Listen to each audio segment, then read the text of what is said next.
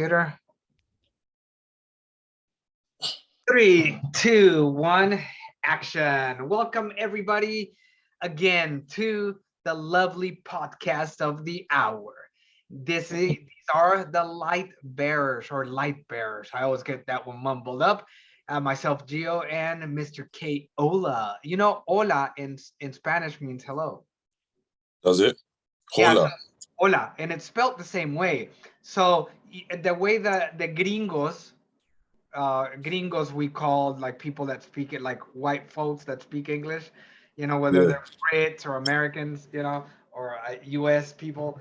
uh, they tend to, in Spanish we have flat sounds for the vowels. So for example, we emphasize mostly on the short sound, like a, e, I, o, u. Whereas in English we have a, e, I, for like October, apple, and shit like that. But then they have the long sounds, which is the name of the letter A, E, I, O, U. Okay. So when America, the gringos, they speak English, they tend to use those long sounds, and you hear that a lot here when they're speaking Japanese, and it's fucking funny, dude. They're gringos. So we would say gringo, but the gringos say gringo. There's a little twist to it. So we would say hola, hola, ¿cómo estás? Hey, how are you? That's blonde, very lean. That's very linear, isn't it? Yeah. And so, well, the gringos would say hola. So K, hola, K, hello. So anyways, my mate, I'm just being an idiot. So yeah, it is very linear. How about and I always forget the name, and I remember it later. It's not fucking Cameroon, dude. Nigeria, there you go. Yeah. So how's the language in Nigeria? It's pretty. It's almost like English, but the letters are different though. So it's like A, B, D, A, E, F, G, and then after G is meant to be G. Then then the next one is GB together. So it's like B. We have those too in Spanish. We have CH, which is ch. Yeah. It's la che. So for example, choice, we see, and the double L, it sounds like a Y, which we call edge. So for example, my mother's name is CA, and then we have the two R's, RR, which sounds R, and one R is ere. So my mother's last name ends with two L's and an O. So Carrillo, the edge. So you have those too. Yeah, we've got them too. How many letters do you have? Ooh, it's about 20. It's about 25 or so. Yeah, like the alphabet. Yeah. Yes, very similar. Do you guys like the shape of the letters? Are they the same? So it's the same. So we've got some letters like, when I said A, B, D, E, E. So the E, both E. One is the normal E, and another one's the E with a slant on the top of it. Like the French have the slant on top of their. Yeah. Of their, ours, we have it on the bottom, so it's just a little line at the bottom, a stroke. Oh, really? So we have even O. We have O. We have O, and we have O. Ah, okay. One is the normal circle O, and another one is an O with the line at the bottom. So how do you say hello in Nigerian? Is that the name of the language, Nigerian? We have different, because in Nigeria we've got loads of different tribes. Okay. So my tribe speak a language called Yoruba. Yoruba, okay. And so how would you say hello? I would say like Bawoni. Bawoni? Bawoni. Bawoni. Oh, that's pretty cool, dude. That's badass. I'm gonna write that down, bro. And then you say Dada. You would say Dada. Bawoni. Okay, great. That's awesome, dude. That's great. Yeah. And you will reply. Your reply would be Dada. Dada? That means Dada, as in I'm good. Dada. Okay, that's cool, dude. Shit, I'm speaking. What's the name of your it's Yoruba. What is it? Yoruba. Yoruba. Is that the real pronunciation or is that the gringo pronunciation? Yoruba. Yoruba. Okay, okay. Great. Well, I've been noticing, and we're gonna dive straight into it. I've been noticing really that within our society or our neighborhoods, I think that a lot of the youths are missing out on good inspiration or role models. And Mm-hmm. the role models that they actually have are it's Hollywood or like entertainers, Yes. celebrities, which Please. end up being like the worst role models in most of the cases, not all. And so there's nobody they can really look up to. And so then you have in this era right now, there's a crisis of the youth, where the youth feel disenfranchised, and they're looking at the conditions in our world, and the Mm-hmm. ones that they're supposed to trust and supposed to want to be like are the ones that are actually bollocksing up the planet. And Yes. so with all this, the access to media, as we've talked before, a lot of negativity ends up being absorbed into the minds and the hearts of these kids, and they end up just running amok. As we're seeing nowadays, the kids are left out in the streets. You know, Mm-hmm. you got single parent homes, whether it be a father or a mother raising that Yes. specific child, and they have to go out and provide for their child, and therefore leaving these kids with no one really to mentor them. And what I've noticed today more than anything is that these kids, the youths, need that right now. And we Mm. need to I think volunteering without having to pay for a club, but more people within the neighborhood, to Yes. assume that role of a surrogate father, as all the kids in your neighborhoods are your kids, Yes. and be part, and people take turns in reaching out to these kids. And what I've noticed recently, as I've seen your videos on Facebook, that Oh yeah.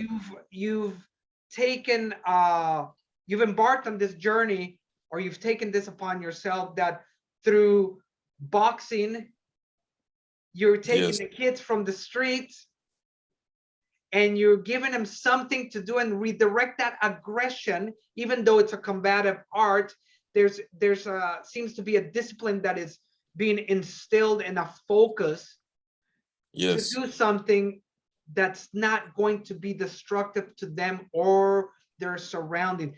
Please tell me about that. Talk to me, expand on that, and tell me how you started, and kick ass, Yeah. bro.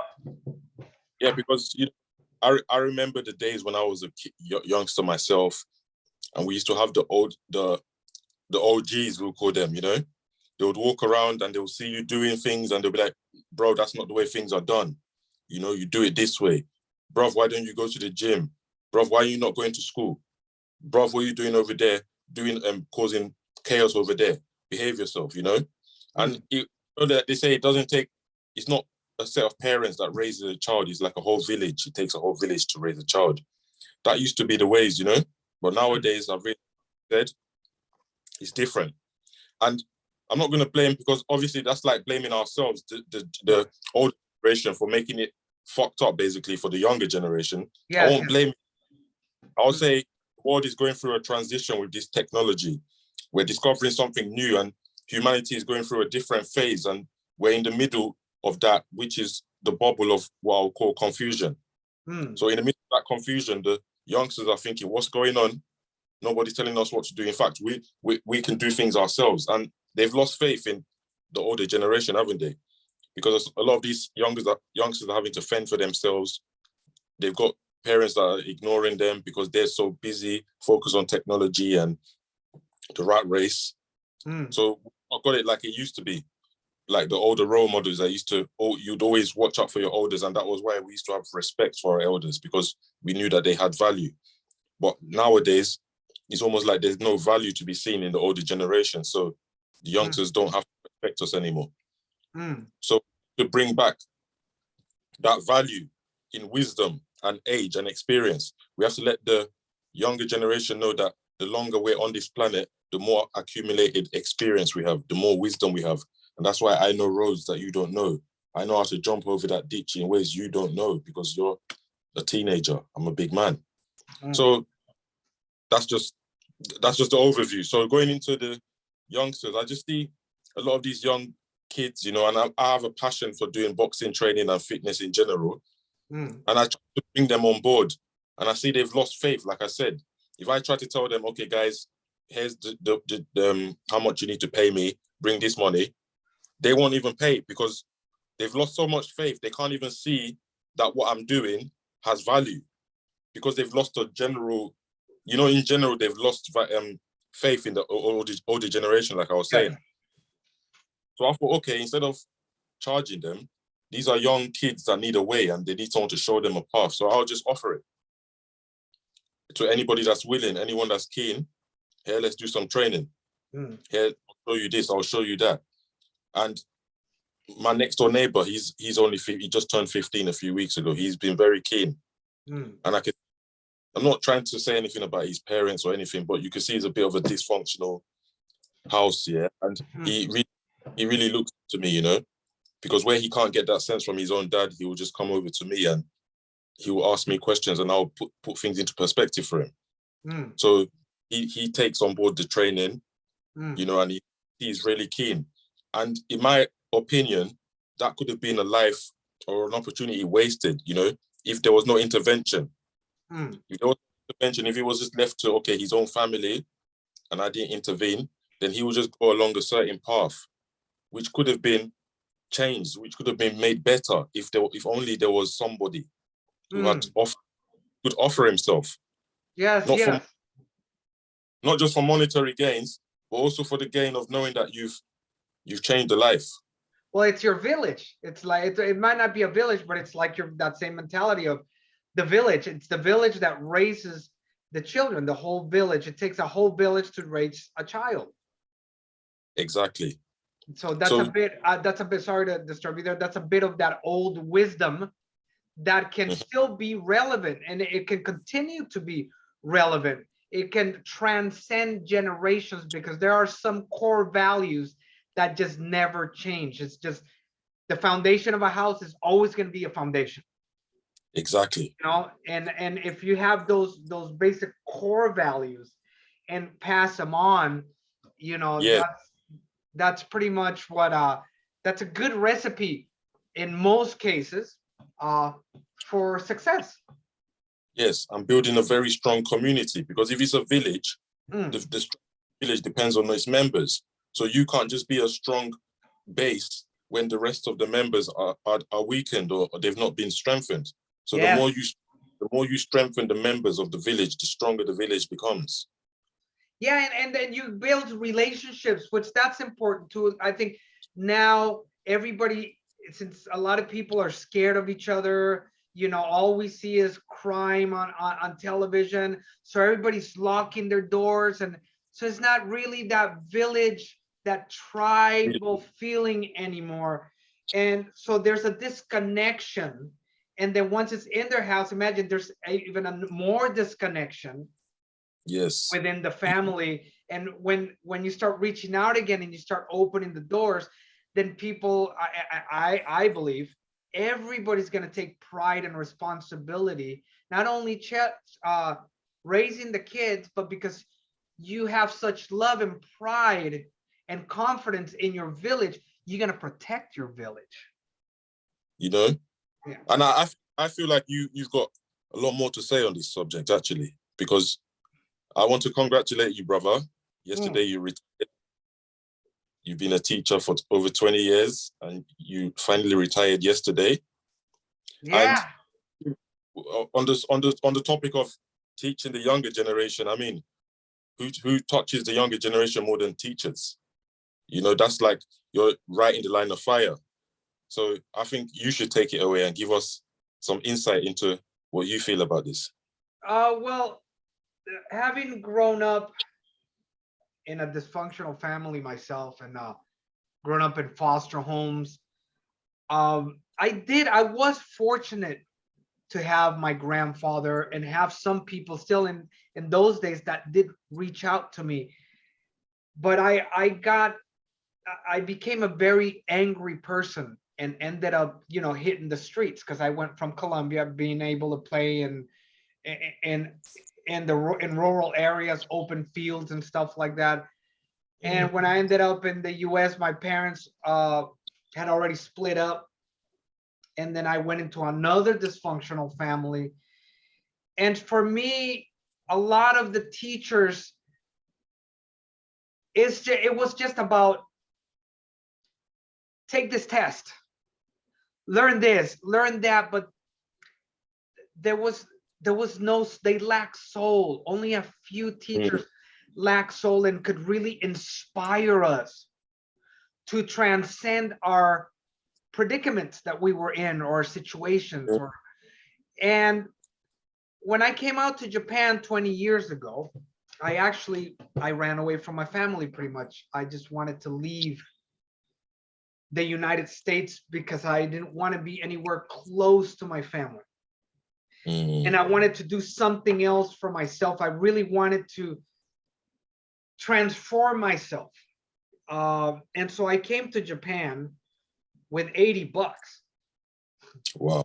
No job. No job, mate. I knew no one. I didn't know the language. When I landed at the airport, I didn't have a hotel reservation. I had no idea where I was going, mate. But the streets, because I did grow up in the streets are universal. Yeah. And I ended up sleeping in a graveyard for a bit. And I remember the words my father told me. I remember once my father was talking about sleeping in a graveyard when he was young. And I was like, how could you sleep in a graveyard? Aren't you scared? And he's like, what are you talking about? They passed away. They can no longer hurt you. Beware of the living, my son, for they're the ones that are going to put you in that hole. And so I took that with me, even though I had a lot of hatred towards my father. There were little lights of wisdom that he left along. And he did the same thing when he was 17. He left Colombia and landed in New York back in the late 60s with $50 in his name. So similar story. So I thought, I'm going to go conquer this land. I'm going out there. And I got into teaching conversational English. And for me, I always had this feeling like I want to make a difference in kids' lives because of what I went through.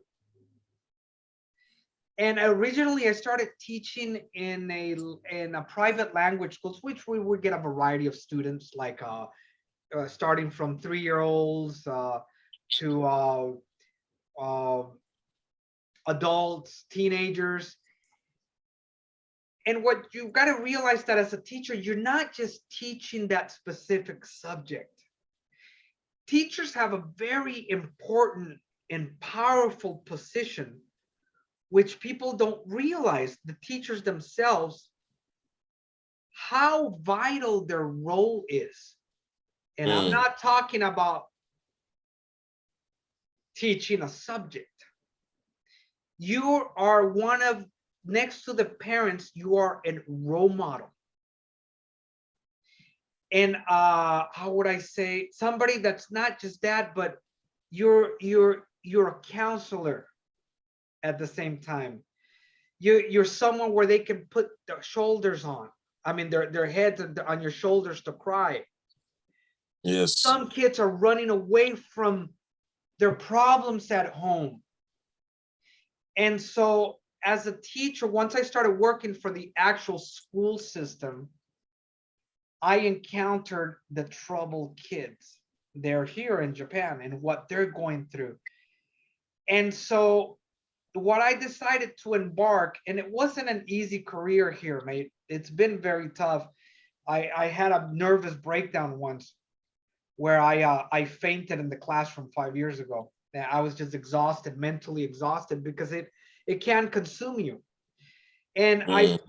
I vowed that I would never teach again.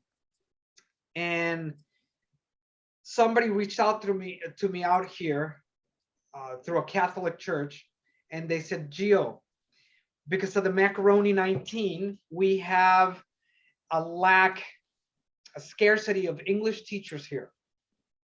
Would you be willing to fill out one of these positions at a high school? Mm. And I was like, I don't really want to go back to the school system. Not the kids so much, but the system itself is putrid. Not the teachers, the Mhm. system, the education system, which I just fought against for years, and I still just don't agree with most of it. It's garbage. It's absolute garbage. It's not education. It's socialization. It's just creating future worker bees, in my opinion.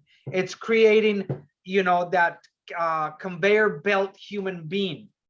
Mhm. And so I would feel that in the kids, and I wanted to help them.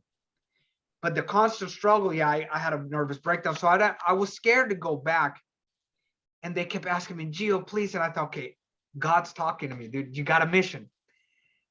Because I feel like God has given me this mission, and the mission is to protect children, Mm.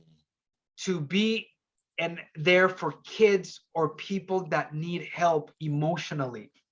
And it's taxing on me. But I said, okay, it keeps finding me, so I can't argue with God. This is not the devil. This is God. So I said, okay, here's what I'm going to do. I'm going to go to school, Mm. and I'm going to check out the school. If I feel the school is just, you guys don't have a hold of that school, the teachers are just a bunch of wankers, it's just not an easy place to work in. With if it's just going to be too much for me, I thought, I'm just not going to take the job. Okay, just please come in tomorrow, and so we can have an interview and stuff like that.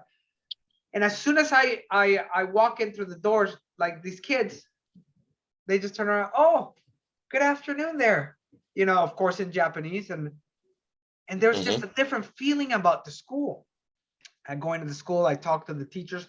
Everybody was eager to have me there. And they were eager to give me the opportunity to do the best I can do with these kids, because as an English teacher, I'm exposing them to different cultures. Japan is a very closed society, mate. And Yeah. I'm helping a lot of the times. I'm not just there for the teacher, for the students too, but for the teachers as a liaison, to give him a different flavor. The English teacher here's a very interesting position, mate. Mm. And a lot of these people that have never interacted with a foreigner before, somebody outside from Japan, and so they have what we call foreigner fever. They get all weird and shit.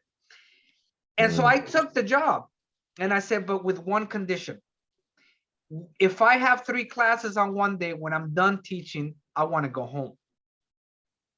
I don't want to do this full time. I can't stay locked in here all day and listen to this bell and this regiment. I can't do that. I'm going to go bonkers. Now, if, for example, I teach first, second, I'm off third, and then teach fourth, that 1 hour is mine. I Mm. can do whatever I want, go out, skateboard. It's none of your business. And they agreed. Yeah. And the reason, and I say, but also the reason why I took it, that same feeling that I have, like, I want to bring something different for these kids, because they're trapped here all day in a classroom with the curtains closed and no air in there, breathing Mm. recycled air, getting white hairs from the constant stress to compete to get into these schools. They got to pass these tests, Mm. and leaving very little chance for their creativity. Yeah, because they're always under pressure. Exactly. And so through English, they said, look, you can turn this class into whatever you want. And I said, okay, here's what we're going to do. If you let me go full range, you trust me, I'm a veteran, I know what I'm doing. I want to help these kids, and I want to help you. And I also want to learn from you guys because this is my last year. And it seems to me that this is the healing that I needed. I said, I'm going to turn this as what's called creative speech. And each speech is going to be a different assignment. For example, the first one, instead of introducing yourself, hi, my name is, no, find somebody in here and introduce your friend to me, to the class. Yeah, they're getting the grammar, like, okay, let's use third person and whatnot, but they're reaching out and getting outside of themselves and getting empathy or sympathy for somebody else. Say, hello, everybody. And they're learning how to communicate in front of people. So over there, they're real shy about speaking in public. Right here, over there, here, and a lot of these kids will stand there like, hi, my name is, and they don't look at you. And so I'm like, no, I got to get these kids out. I got to liberate them in some way. I got to not liberate them, but liberate their minds, And so the first assignment was introduce your friend, like, hi, this is my friend. And her name is like this.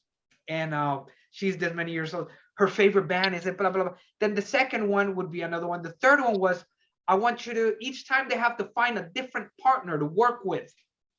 And so one of them was like, you have to make a project where you create something that is useful out of recycled shit, whether it's paper, whether it's wood, make a little tool or something. And like some people made cell phone holders or speakers out of paper toilet rolls, and they have to teach us how to make it. And for the last assignment, I said, look, kids, music. I know how much music means to me. And a generation of teenagers, they're exploring their emotions for the first time. They're starting to like girls or boys. They're starting to question who they are and who their parents are. They're starting to look at adults like, hey, maybe these guys don't know everything either, but they don't know how to organize all that. So they got angst, right? And music seems to be the salvation for a lot of kids. So what I did on the last project is I said, find a different person and decide on what's your favorite band or group or performer. Talk about them, how many albums, what's your favorite song, how do you feel when you listen to them? And then you can either sing or sing along to it or play the piano or just introduce the band. And these kids, man, they went extra for me. And on the last class, they performed heavy metal for me in a drum solo. And many of the kids, as I was leaving, they were running after me and grabbing me and saying in their broken Japanese, Jill, why you go? You made difference in life of me. I have confidence. I feel hope for future. I was just like, oh, man. And so the topic is why is I wanted to make a difference in a kid's life in the future generation or in the life of others, whether it's teachers that felt that way that never grew, wounded children that stayed in school. And so do you feel like, yeah. So do you feel like you've made a difference in lives of the youngsters? And what do you feel like you achieved that? I in one way, I don't want to be arrogant and think of myself as that important, but it's not based on my observation, but it's based on what they've told me, how they've come out. Of course, I've seen how they move now and how they communicate and how they express themselves, the way they view their lives now. But I feel like I don't think it's never enough, but I'm content that I finally, by being given this school drop from heaven, and the teachers really letting me trusting me, because that's what it is. We're entrusted to do something for these kids. We're entrusted to take care of these youths. Just like the village, as you say, we entrust every member to watch out after our kids and not take them behind closed doors and rape them or kill them. That's true. And so I took that and really took that seriously. as something very important. And I feel like I did, man. And it put an end on one of the chapters in my life. And I feel like I can now move on in peace. That's exactly what I was trying. I was going to ask you. So, with the stage you've got to now, do you feel like when you move to the next chapter, you've closed that chapter and you're ready to move on? Yes. That's brilliant. I think my teaching is never going to go away, but just not teaching that way. I want to now teach by doing agriculture and inviting kids and a homestay to get out and experience the world and the tactile world, the world of smells and of real visuals, of scenery, of sounds outside of the headphones and the screens. Yes. And so my role as a teacher, and that's in a sense, it's never going to die. I think that's a role that I've gotten, and to be a mentor to the kids, because I did have some good people in my life, man, when I was a kid, and I didn't capitalize on it as I should have, because I was so busy with my rage that I lost trust in the grown-ups. I said, fuck that, I'm going to do it my way. Yes, But the rebellion. yeah, there were saying, you've talked about that before, but there were some good people, and this is my way of repaying that and passing it forward with love. So with this that you have going, mate, Yes. how did you come about this idea? Where how did it ferment? How did it percolate? Okay. So, you know, we're talking about letting people into your lives and getting into people's lives. So, you know me, I had a big, strong battle with my health, you know, Yes. as you already. And during that time, before I had any health issues, I was Mr. Social, believe me. Yeah. Everywhere. Before I arrived at a venue, people were ringing me, where are you, Kay? You need to be there. You know? I was the life of the party. But as soon as I went through my health issues, I became a person that had hundreds of friends, and then all of a sudden, nobody to talk to. So that alone left a bit of an emotional imprint on me, because it was like I lost a bit of faith in humanity. You were wounded, man. You were wounded. And it was trust, you know, your friends. I thought I was so social, but when I started becoming weak, all of a sudden, none of them would talk to me. These guys would be ringing me every day, and now all of a sudden, I can't hear from none of them. So that made me not want to make new friends, because I thought, oh, so if this is what friendship is about, why do I need to meet new people? Because they're only the same thing to me. They're only going to be there when I'm strong, and then when I'm weak, they're all going to disappear. So if the old friends have shown me this, and these are friends I've known from when I was a little kid growing up, so now meeting new people became a problem, you know? And thank God that I met some positive people along the way, like yourself, you know, because I was a bit shut off. Likewise, bro. Likewise. I would do what I had to do, you know, for me and my own, but everybody else, I don't give a damn, you know? I would not smile. I would always say, Kay's never smiling and all that. And then eventually, I started to realize, I went in within myself and I realized that's not the way, you know? Just because you've been hurt, you've been injured, you've gone through a rough period, doesn't mean that humanity is over. Doesn't mean that positivity is over. Doesn't mean that life is over. Yeah. You know? So in my head, I was thinking, okay, I have to recreate, like you said, I have to recreate my situation. I have to make this dark place become a light place. Okay. So I thought, okay, the best thing is just to reach out to people. Now I've been a bit closed. Let me just be a little bit open. And that was a hard task, because after years of closing off, you become a very mechanically closed person. Yes. You get kind of skittish, kind of like a, you know, like a homeless cat, and somebody's trying to give some food, and you're a homeless animal, you know, like not trusting because everybody's throwing water and freaking kicking the cat and shit, you know.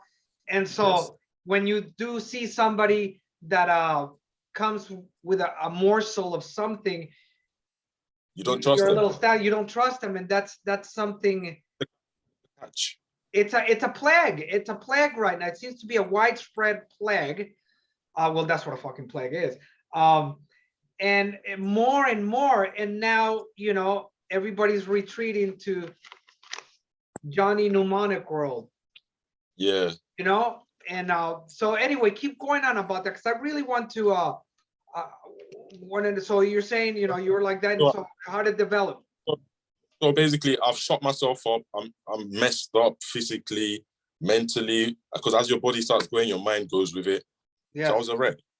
So what I started to do, I started to train, because that was all I had left. Because as a youngster, I was always fit. I always used to train. Now That's I'm all. injured. Same here. I've got no friends to help me. I've got no other external support that I can rely on. So let me go back to this thing that used to always be reliable for me. So I started jobs aside with the training, and miraculously, I saw how the training took me from this hopeless wreck into somebody that is inspiring to other people, almost showing miraculous effects, Yes. you know, of what training can do. Where the doctors have told me I'm disabled, I'm crippled, don't ever go to a gym again. Now I'm in the gym outdoing people that are quote unquote normal. Yes. So this became a burning passion inside me, because I started to believe so much in this fitness that I just want to share. I just want to share it with people, because if it could do this for me, and I know exactly how it feels, you know, I know Yes. exactly where from, I know how low I was. Yes. And to take me, I'm not saying I'm the finished article, but what I'm saying is that I'm 100% better than what I was. We're all a work in progress, mate. You know, Yeah. exactly. So that's where the passion came from. Because if you can do this in my life, if you can create miracles in my life, I believe you can create miracles. Especially, you know how it worked, and like you say, what it did for you, and you're passionate about that. You're passionate about that for you. Now you're passionate with that passion that exude that just sweats out of you. You reach Yes. out to other people, and they can see that passion. So, wait a second. It's not like some guy trying to get a gym membership for me that looks all robotic. Well, yeah, if you use this, but I've seen this bloke, you know, and I see the passion, the way he moves, the way he talks about it. What is this joy? What is this sadness? What is this beauty or this joy, this sweet candy he has? Yes. And that's really what it is. So I want to spread this as much as I can. My dream is to open up a center where we get the youth, and it's not just about the youth, it's about anybody that's willing to learn, anybody that's willing to explore their physicalities, you know? Yes. That's really what I'm about. Well, how do you think? Do you think that more people, especially now we have this transition, right? And a lot of people are walking out from work in the United States. People don't want to go back to work. There's a sudden scarcity of workers. Everybody's just walking out of places like McDonald's, Walmart. They're giving up their jobs because they realize, and I said this at the beginning, once they created these lockdowns, right? Even though people aren't making all that money now, they are staying home because they realize, wait a second, we can actually breathe now. And I knew that was going to stab their own foot. It's like stabbing yourself in the foot. You got these workers taking, locking them down, and you're like, okay, we're going to control them, blah, blah, blah. Then let's give them some money and stuff like that. I'm like, nobody's going to want to come back after guess what? I can spend time with my family. I can exercise again. Oh shit, I can do stuff online here. Well, that's got its ups and downs. I can do a business here, not have to pretend to be working, right? And just warm the seat and stay there for 8 fucking hours when I got my job done in 3 hours. Pretend. And the thing about passion, you see, people will not see you like a robotic personal trainer that's just writing down, okay, so now meal prep, 2 meals a day, 2 hours a day, and he's doing all this.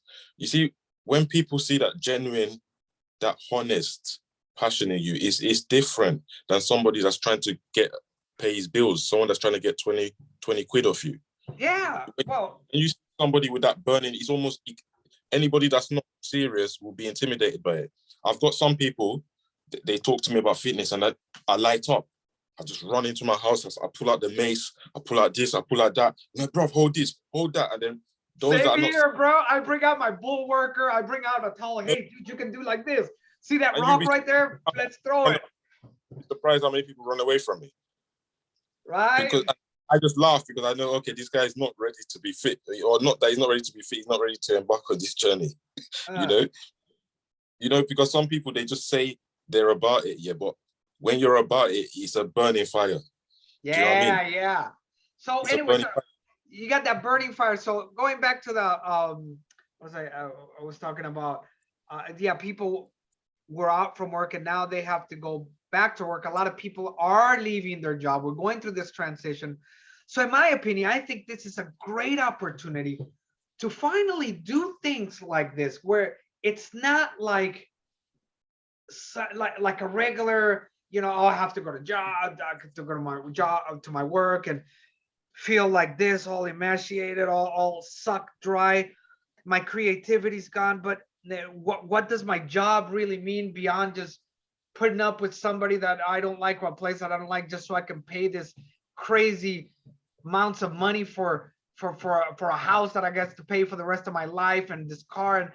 But now they got this time, and I believe that every person has a skill inside that they can use for that village. And so you're doing that right now, because Yeah. again, racing, it's the whole village that raised the kids, but it's the Yes. whole village that inspires each other too. And those Yeah. skills now can be brought to the village to improve the village. So guess what? We don't have to pay all this freaking money to go to a gym. Let's start training together. Let's you know how Yes. to train, and I'm sure other people have different skills. How do you think people can get that going, or do you think that that's going to take off more now? Well, you guess what? Hey, I know how to do wood shop, or let's get this on the community. Like you said, there's loads of skills that people have. So being able to impact somebody's life is also a skill. Just like you might have skills with your martial arts, skills with your hunting, whatever, being able to touch a person's life is also a skill. And I believe that skill, you have to understand that you're offering a service. So it's not really about you. For you to touch somebody's life, you have to make it about them. Yes. And I think that's the easier way to get this going. You Because you hit it right on the head. That's what I meant when you asked me, like, do you think that you made a difference in their lives? I was like, I don't know. If I start looking at that way, then I start scratching my own nuts. But I mean, I see it in them. So yes, it's it's not not about it, you help someone, it's not about you. and it's about them, because actually I see myself in them and struggle. It's like this, man. Let's make a difference in them. When the real payment for me, the joy is when I see the impact in their life. It's like, Yeah. my mustache goes like this and shit. So And that's what it's about.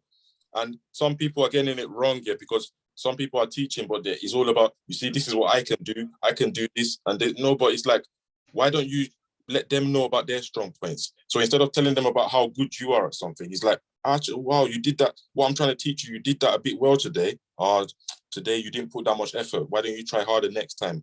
And when praise them for when they're doing things good, and also comfort them when they're in doubt or scared, and reassure them that, no, you can do it. You're capable. I've seen it in you already, and you've got so much potential.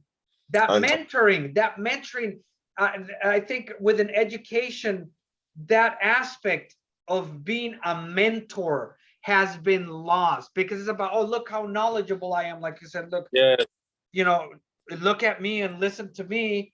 And that's they've what. lost that. Of course, they have to listen to you, and you're that inspiration. You got to bring something to the table, of course.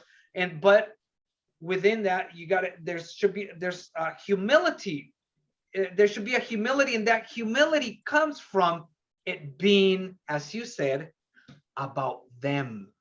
Yes. So yeah, and so for me, that's it's the end of an era, and a new one begins. And it's funny because we both have come to those crossroads, and at similar crossroads. But I'm really interested to see what's going to happen with what you're doing, mate. Because that's a real community reach out right there. That's a real mentorship. That's the freaking That's the elder in the corner that all the Yes. kids come to listen to the stories, you know, and they want to hear the stories because the stories inspire them, you know, Yes. even through the parts where the older mentor, the mentor, he went through a part where he wasn't there and he was going through his struggles, but they, through the stories, they can see the development, and when he shares those stories, it is with a hope to impart some wisdom to make Yes. that, to help them. It's like, look, I've been there, so I feel you. Guess what? I see that you can do much better. Yes. And Sit down. I'm so Yeah. excited to see where this journey is gonna go, because it's like I said, something. It's something special, really. It's something Uh, special here to inspire a younger generation, because you don't know, the future is in their hands. You know. yeah, I think now it's a good time. I think because there's so much time on people's hands, and there's a shortages. There, in some ways, there are shortages of jobs, or some people just don't want to work anymore. So if you got people that don't want to work and they don't have proper mentors, what's going to happen is what's happening in the States now, where they have all these group robberies. They're going and smashing business. What's Yeah. that going to? Oh, so great. So I went out and I stole from the man. Yeah, they're charging all this money. But really, well, how about this? Said no. Well, no. Here's how we're gonna really hurt. You know, make a change. Instead of burning the store or hurting businesses that are also, you're scaring people, you're hurting people, you're killing people that just work there too. How about this? No, well, I'm not gonna buy the stupid purse. I'm going to find some bloke that's gonna help me make the purse, and we're gonna make it. Yes. Let's do Yes. something positive with it. Okay, you don't want to go back to work? Great. So we need those people to help those kids that are lost, got nothing to do, and they're taking this rage and say, no, we're gonna rob people and stuff like that. Yeah. Put it into crime. Put it into crime and do things that are criminal. Yes, because it's evil. Just as evil as the corporations are, those actions are also evil. And they're not excused because it's not making their lives or the people's lives around it. And it's just giving this hammer more of an Yeah. excuse to come crashing down on you and say, see, you guys are too stupid to rule yourselves. Adding more fuel to the fire. Yes. Well, man, this was an awesome one. So Look, I think we need to start uh, looking at situations and be ready for those of you out there to seize that moment and an opportunity. When you see the opportunity to be able to reach out to somebody and yes. make a difference in their lives, you need to be brave Mm-hmm. and make it about them, because guess what? Them is also you. Yes. Yes. So leave them with a message, man. Well, I think this time around you've taken the words out of my mouth. For the first time, brother. Well, here's what I was thinking on the next one. We're gonna get into a little bit of the esoteric and the power of and the mental exercise, the power of the mind, a little bit of the history and stuff. We should create some interesting discussions out of that, you know. Which is also, it's that time where, guess what, we need to now we can actually open the portals to the mind. And you know, let's take that knowledge back and then fuse it with our technology, and just go places in a Those, positive way, constructively, like Star and Trek. see the potential of our human, of this human condition. Let's see how far we can go. Yeah, I like the way you said the human condition, which that's what it is. Yes. Human condition. And the way you have sympathy and empathy is when you see it that way. This is, he's going through the same experience, which is called the human condition. Mm-hmm. So and let me know what happens. Or you're gonna be a guest in somebody's podcast, Rooney's, next time. So Sunday. I hope to hear from that. So we'll talk about that on the next one. And Yes. let's see if we can get them on here so we can keep, by The light. constant connection with each other, we make friction in the ozone. As it gets brighter and hotter and warmer, boom, we bear that light. Brother. All right, brother. Give you a hug. I'm gonna go ahead and I don't have to go to school tomorrow. Yes. Well, you retired. You're a retired man now. Yeah. And so what I can do, I mean, I still teach a few You're classes. not retired from life. You've retired from teaching. Yeah. Well, I still do teach a few classes online, so that's going to be completely gone in April because I don't want to teach English. I just want to do something else. I've reached that point, but it's put the tortillas on the table, and I'm always thankful, and I've learned a lot along the way. But I want to see if we can get that lady on next time. So anyway, so what I'll do is I'll go ahead and send all the info tonight, and Okay, bro. so peace out, rock and roll, and keep it jungly. Yes, brother. Cheers, mate. Peace and love. Peace and love.